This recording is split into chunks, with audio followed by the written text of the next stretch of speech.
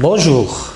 Dans le contexte actuel, la maladie de coronavirus Covid-19 s'est répandue dans le monde entier et bouleverse en quotidien et en profondeur nos habitudes et nos modes de pensée. Cela nous interroge, nous, professeurs de l'éducation physique et sportive, sur les processus et les moyens à mettre en œuvre pour préserver la santé de nos élèves et veiller sur leur qualité de vie. Ainsi, l'EPS de la continuité pédagogique nous oblige temporairement de transformer nos séances pédagogiques en séances à distance et se limiter ses besoins d'entretien physique et dépenses énergétiques comme condition d'équilibre pendant cette période de confinement. Nos objectifs est d'assurer la continuité des engagements d'activité physique dans l'alternance de ces différentes activités scolaires ainsi que l'entretien de la santé et de bien-être pour une pratique physique quotidienne, facile d'accès et adaptée au profil des élèves et qui contribue aux objectifs généraux de l'éducation physique et sportive. Nos enfants, on n'est pas à côté de vous pour la correction des gestes et intervenir en cas d'urgence. Voilà le conseil. Prenez connaissance des consignes de sécurité. Essayez de suivre les indications et les contre-indications données par vos profs pendant la séance. Pratiquez avec un engagement modéré pour éviter tout risque de blessure. Respectez les consignes sanitaires pour réaliser les séances. Exemple, ne pas les pratiquer en dehors des zones autorisées. Et surtout, lavez les mains à la fin de la séance et prenez une douche. Et surtout, restez chez vous et merci. Bonjour, je suis le professeur Zouher. Je suis toujours en famille avec Aya et Riteb. Dans les premières séances, on a travaillé le renforcement musculaire de l'ensemble du corps. Dans cette séance, on va travailler la souplesse. Pour rester souple, il faut s'étirer régulièrement. S'étirer, c'est rendre le muscle plus élastique. Un corps mobile est un corps en meilleure santé. Ce qui est rassurant, c'est qu'il est possible d'améliorer la souplesse à tout âge.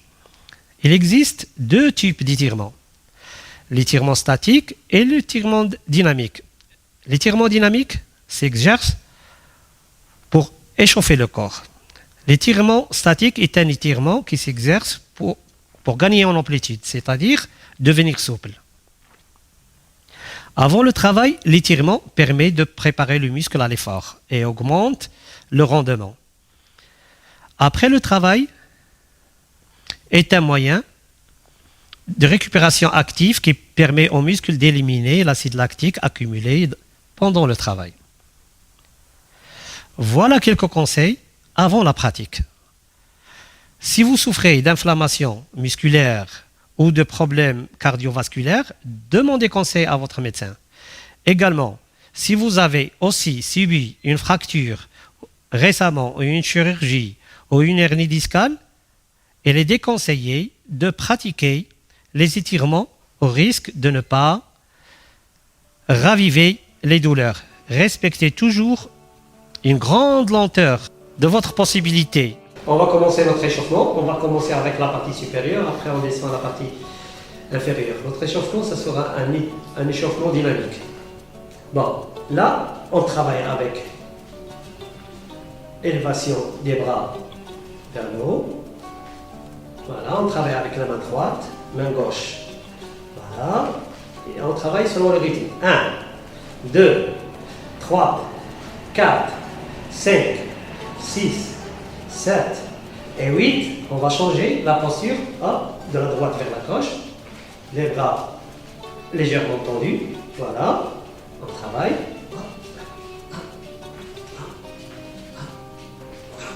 Là, on travaille avec la partie inférieure.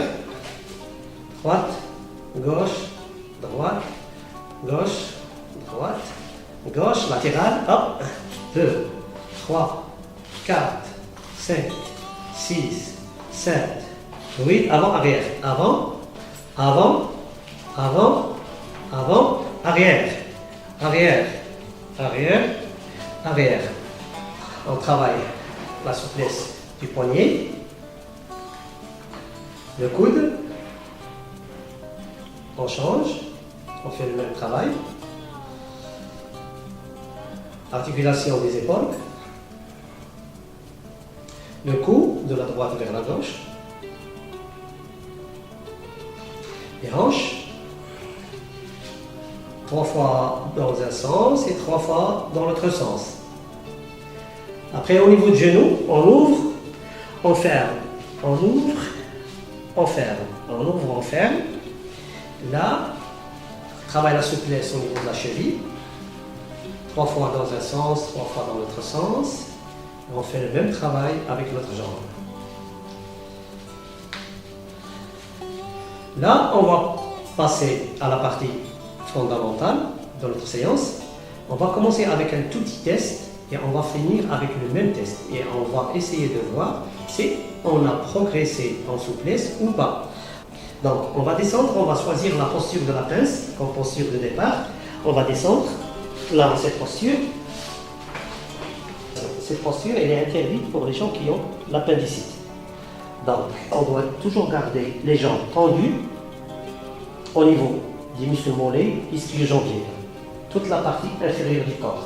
Là, on va essayer de toucher et ceux qui ont une grande souplesse, ils peuvent y aller le plus loin possible. Et là, faites attention, là, la souplesse, elle dépend de chaque élève, de chaque personne. Donc, n'exagérez pas, essayez d'aller au maximum et vous arrêtez. Donc, n'exagérez pas dans la souplesse. Cette posture travaille la souplesse au niveau de la colonne vertébrale et il prévoit aussi le sciatique. Donc, là, on va commencer le travail d'assouplissement de tout notre corps. On va commencer avec la partie inférieure et on va finir par la partie supérieure. Et toujours, on va travailler la partie derrière de notre corps. Là, on va commencer avec le travail de la souplesse de muscles fessiers. On va descendre, on se met sur le dos, une jambe sur l'autre, et on va étirer la jambe au niveau des genoux et on essaye de poser la tête sur le sol. Gardez votre concentration, ne bloquez jamais la respiration, inspirez lentement et expirez. On va garder la posture pas plus que 30 secondes. Si vous sentez que le muscle fessier est trop contracté, ne dépassez pas 10 secondes. Et on va changer dans l'autre sens. On change la jambe et on fait le même travail. On étire les muscles fessiers. Étirez, étirez.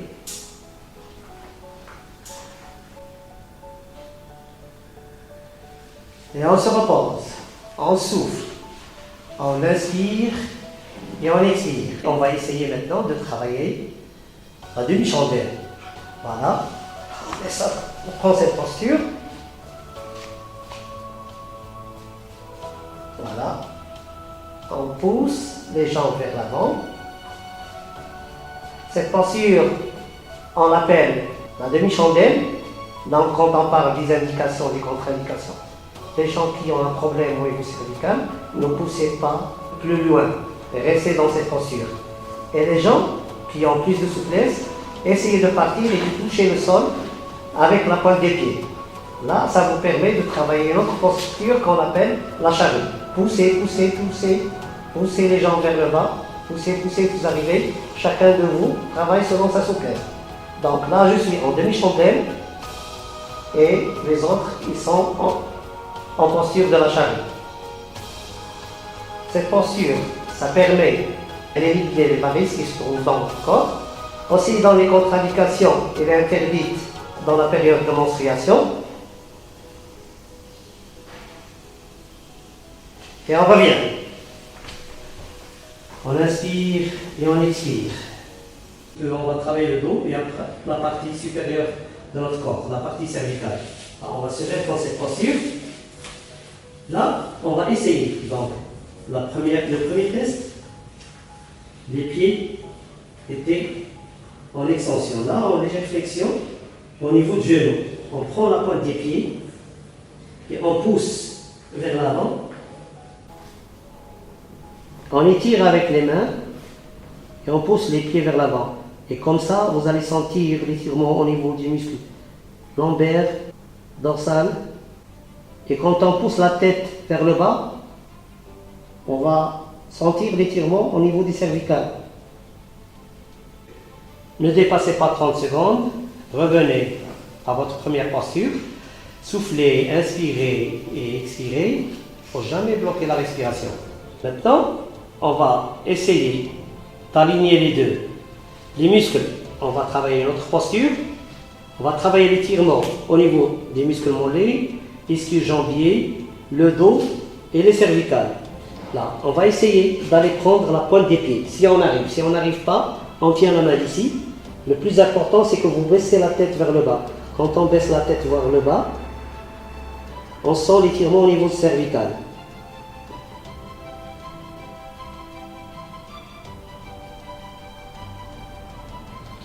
On revient, on garde la même jambe.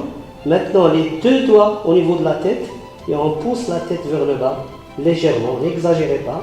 Et vous allez sentir l'étirement au niveau des cervicales. Travaillez selon votre souplesse, gardez votre concentration, essayez de respirer avec le mouvement.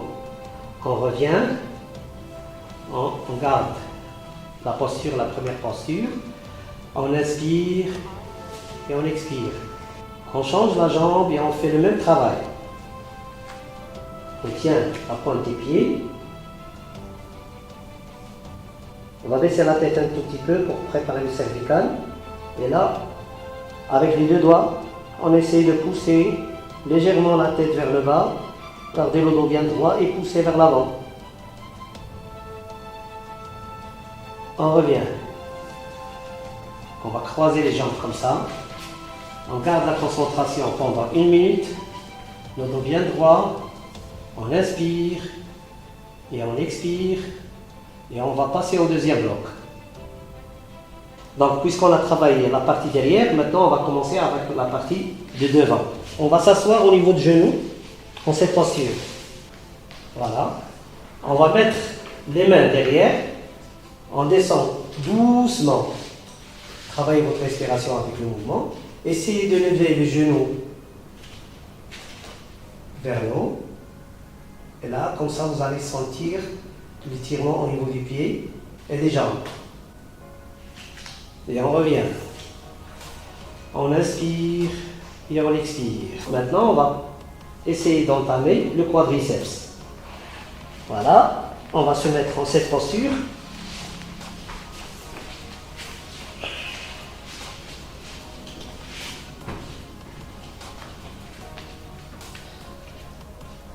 Là, vous allez sentir l'étirement au niveau du muscle quadriceps. Donc, il y en a parmi nous qui vont rien sentir parce qu'ils ont plus de souplesse et d'autres qui vont trouver que l'exercice est trop difficile. Chacun selon sa souplesse et sa morphologie. Là. Donc, on va descendre et on va se mettre au niveau. On va se mettre sur le dos. On va augmenter l'amplitude de mouvement. Et on se sent que le muscle quadriceps qui s'étire.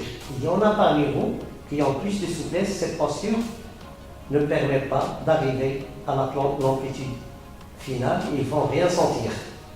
Donc nous, on va arrêter sur cette posture parce que le muscle est trop étiré pour les uns et moins étiré pour d'autres. On va choisir la posture médiane. On va tourner avec les épaules comme ça. Sur le côté, on va faire sortir la jambe. Et on se lève, on ramène notre jambe et on fait le même travail. On étire le muscle quadriceps. On se met sur les coudes pour remonter l'amplitude. Si on sent qu'on est très à l'aise, donc ça c'est le premier niveau, le deuxième niveau. Le troisième niveau, on descend vers le bas et on se met sur le dos.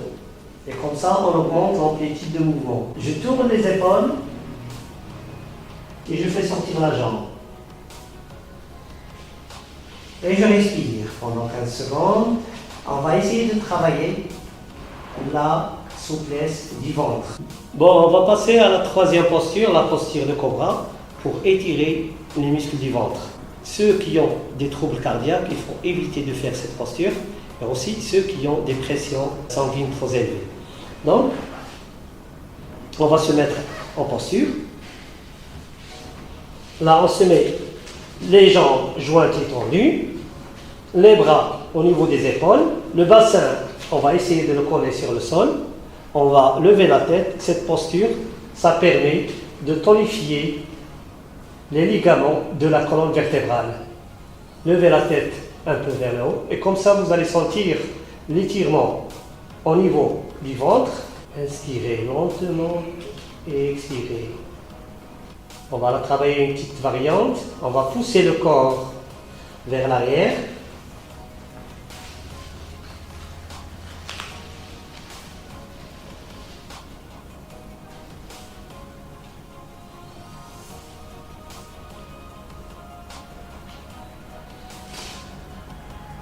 Et on revient pour une deuxième fois.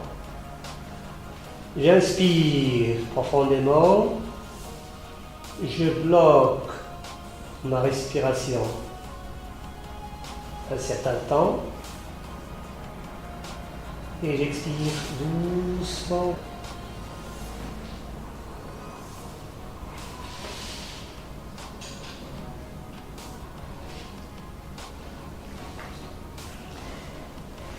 Et on revient. Replacez votre respiration, inspirez, expirez. On a travaillé les jambes, les cuisses, le ventre. Qu'est-ce qu'il nous reste? Il nous reste le buste, la partie supérieure. On va le travailler avec une posture qu'on appelle l'arc. Bon, cette posture qu'on appelle l'arc, il stimule les glandes endocrines, il les rend plus actifs. Donc on va se mettre dans cette posture en position allongée sur le ventre. Là, on ramène les deux pieds vers nous, on essaye de prendre la jambe et on prend l'autre. On va essayer de lever la tête et comme ça, vous allez sentir l'étirement. On renforce le muscle de dos et on sent l'étirement au niveau du buste, des épaules. Et après, on se repose. Doucement, on se lève. On va rester dans cette posture. On inspire et on expire. Troisième bloc, on va commencer à étirer la partie externe de notre corps. On va commencer du haut vers le bas. On va commencer avec le cou. Là, on pose les mains, les deux mains au-dessus des jambes, on les bloque. Le dos va rester tout droit. Et après, on commence à étirer la nuque. Une fois vers la gauche, doucement. Et une fois vers la droite.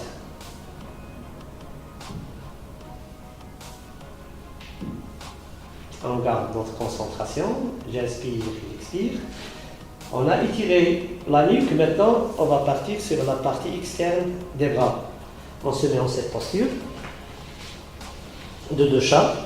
J'inspire et j'expire. Voilà, travailler le deux chats. Essayez de travailler la souplesse de la colonne vertébrale. Et maintenant, on va passer à la posture.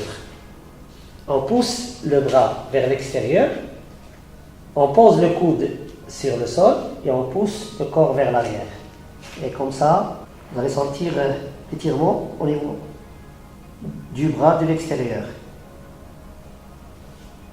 Et on change la main. Voilà, on se met dans l'autre sens avec l'autre main. On la pousse vers l'intérieur.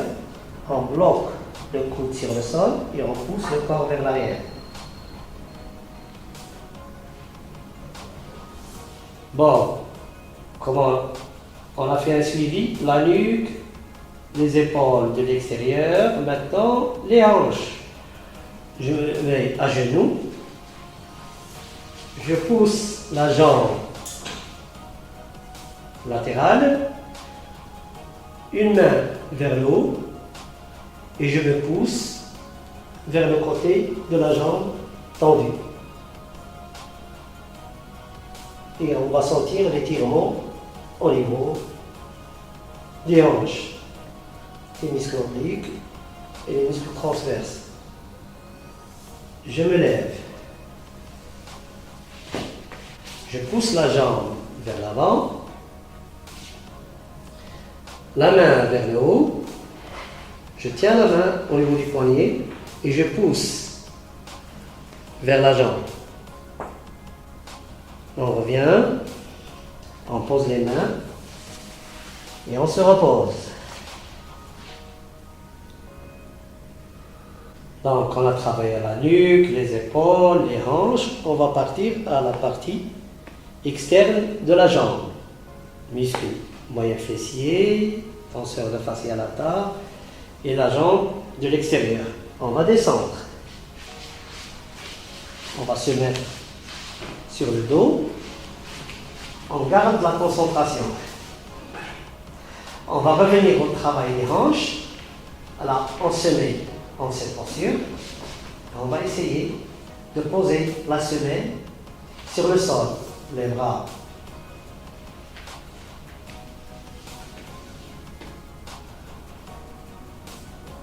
en 90 degrés par rapport au corps.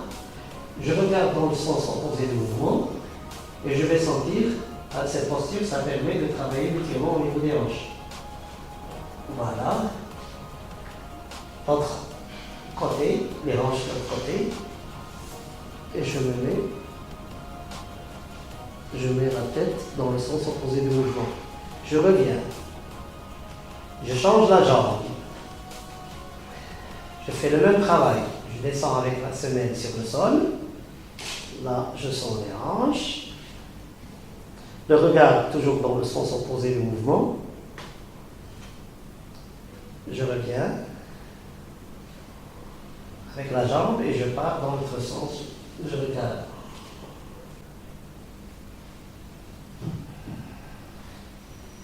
Bon, on va travailler le tenseur de fascia lata et la jambe. Je me lève les deux jambes vers la poitrine, les bras en 90 degrés par rapport au corps.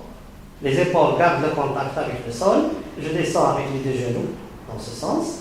La main qui se trouve à côté du genou, je tiens le genou vers le bas et comme ça, je sens l'étirement hanche et la partie supérieure externe des jambes. Et là, la jambe qui est en haut, là, on va la pousser vers l'avant. Et je ramène la pointe des pieds vers moi. Quand je ramène la pointe des pieds vers moi, je sens l'étirement au niveau de la jambe externe, jusqu'ici là. Du hanche jusqu'au bas de la jambe. Toujours le regard dans le sens opposé du mouvement. Si on a plus de souplesse, on va essayer de prendre la pointe des pieds. Toujours garder les épaules sur le sol. On revient. On inspire et on expire. Replacer la respiration à la normale. S'il y a un blocage, on fait le même travail dans l'autre sens, avec les mêmes conseils. Je lève les genoux. Je pars avec les genoux dans l'autre sens. Le regard dans le sens opposé. Je tiens la main, les genoux avec la main qui se trouve juste à côté. Je pousse la jambe vers l'avant. Et je ramène la pointe des pieds vers moi. Puisque je ramène la pointe des pieds, là, la pointe des pieds vers moi, puisque je sens toute cette partie externe qui s'étire. Les deux épaules doivent garder le contact avec le sol. Si on n'arrive pas, essayez de pousser l'épaule vers le bas. Le maximum possible que vous pouvez. Si j'ai plus de souplesse, j'essaye de prendre la pointe des pieds. Je reviens. Je me repose. Donc, on a travaillé la partie externe jusqu'au bas. Qu'est-ce qu'il nous reste? Les adducteurs. On va travailler la souplesse des adducteurs. Les adducteurs, ce sont les muscles qui se trouvent entre les jambes. Je tiens la cheville avec la main, avec les deux mains, et je pousse la jambe vers l'avant. Comme ça, vous allez sentir les étirements au niveau des adducteurs. On revient.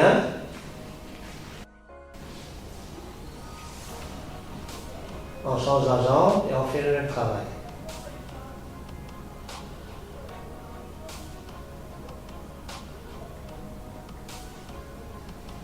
Bon. Là, on va inspirer profondément. On expire doucement, par la bouche ou par le nez. Bon, maintenant on va revenir à la posture de départ. On se lève. On va essayer de voir si on a progressé ou pas. Tout le monde va passer ce test. Vous allez voir que vous avez dépassé le premier test. Donc, est-ce que vous sentez que vous êtes à l'aise? C'est un mouvement plus qu'avant. Aya? Ouais, un peu plus.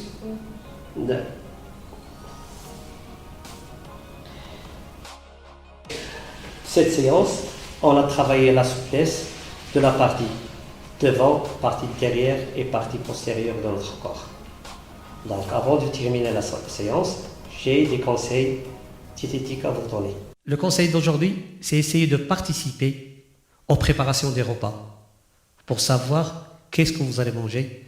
Essayez de manger varié et équilibré et optez pour des féculents, des légumes et des sources de protéines. Donc, j'ai un autre conseil à vous donner. Essayez de prendre de la vitamine D parce qu'il a un rôle essentiel dans la constitution des os et des muscles et dans le renforcement du système immunitaire. Où vous allez trouver les vitamines D?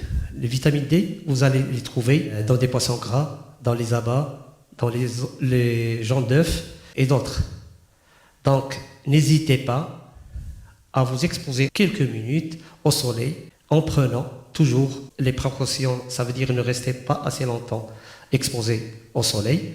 Bon, essayez d'utiliser les fenêtres que vous avez dans la maison, la terrasse, ou bien au balcon, ou bien si vous avez un jardin. Prenez soin de vous et surtout, restez chez vous et merci.